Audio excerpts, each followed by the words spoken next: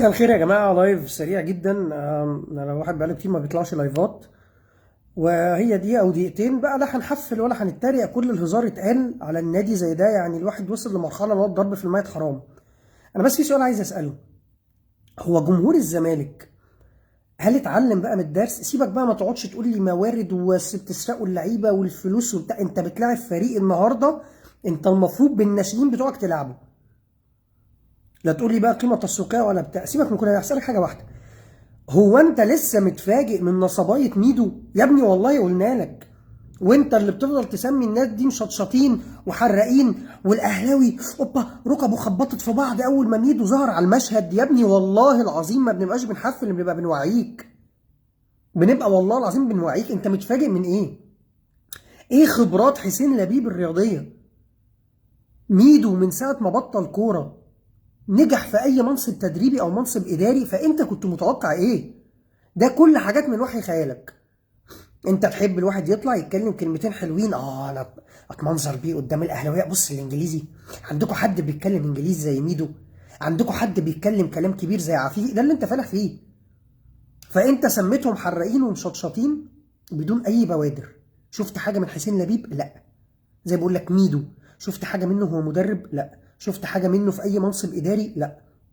طيب ميدو نفذ اي حاجه وعدك بيها؟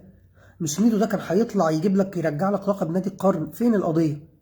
مش ميدو ساعة السوبر اللي سخنك اللي انت تنسحب ساعة وقعة كهربا وبيراميدز راح لعب مكانك وقال لك انا هطلع اقدم شكوى اقفل لكم النشاط؟ فين؟ مش ميدو يا ابني المفروض من اسبوع قلت رايح يعمل مؤتمر عالمي في انجلترا لكشف فساد التحكيم المصري اللي هو طلبه؟ فين؟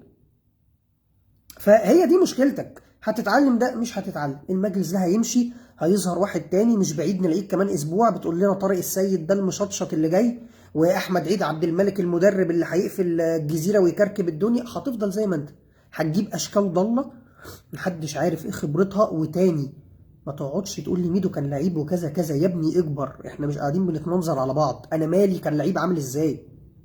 ميدو هعيد السؤال للمره الرابعه: تدريبيا نجح في حاجه؟ ده غير انه فشل تدريبيا. ميدو مترحل من السعوديه انه عامل حركه بذيئه لجمهور النادي اللي كان بيمرنه هناك.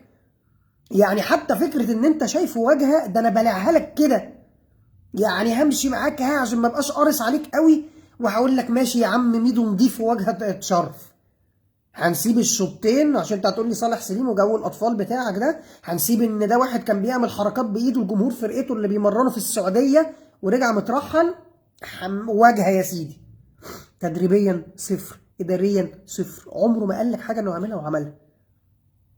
فانا مستغرب ان انت متفاجئ. والجمهور النهارده فين الشيكات يا ميدو؟ فين قضيه نادي القرن؟ فين الشكوى بتاعت السوبر؟ فين النشاط اللي كان هيقفله؟ فين المدربين؟ كل سنه مدرب عالمي ميدو بيتعاقد معاه للزمالك هيبقى مفاجاه. فين يا ابني الناس دي؟ فين اللعيبه اللي بيقول لك حاضر؟ فين لعيبه الاهلي اللي قالوا له تعالى عايزين نلعب عندك؟ هاتهم. انا دلوقتي عندي لعيبه مكفياني، خد اي حد والله العظيم، خد اي حد وريني. هتاخد مين؟ هتاخد ربيعه؟ انا مخلص في الونش وحسام عبد المجيد، خد ربيعه. هتاخد مين؟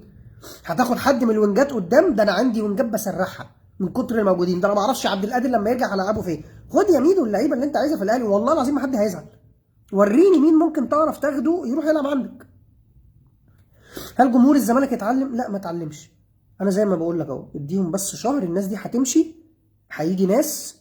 زي ما بقول لك احنا ممكن نلاقي طارق السيد واحمد عيد عبد الملك هم دلوقتي اللي هيتصدروا المشهد، وهيبقى ساعتها هترجع تكرر نفس الغلطه. هيبقى ده الحراق وده المشطشط وكابتن طارق السيد كركب الدنيا في الجزيره، احمد عيد عبد الملك عمل شيء، هتفضل زي ما انت. فانت يا باشا اللي بتنفخهم، وانت اللي بتديهم القاب المشطشط والحراقين، فالناس بتقعد خلاص بتهوي، لا شايله هم شغل، لا شايله هم حاجه، وخلاص الجماهير في صفنا والجماهير بتنفخ وصباح الفل. ما تجيش بقى تتفاجئ بس.